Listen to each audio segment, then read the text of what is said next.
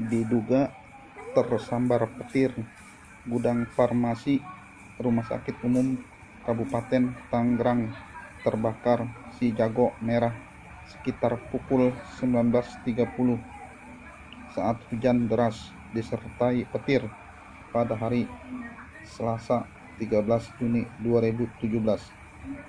Kebakaran tersebut membuat sejumlah petugas medis harus mengevakuasi pasien yang sedang dirawat inap. Sekitar 2,5 jam, api dapat dipadamkan oleh petugas damkar Kota Tangerang dan Kabupaten Tangerang.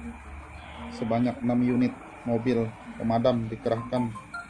Akibat insiden ini, diperkirakan kerugian mencapai puluhan juta rupiah. Dari Tangerang, Nur Setiawan, Ras TV News memberitakan.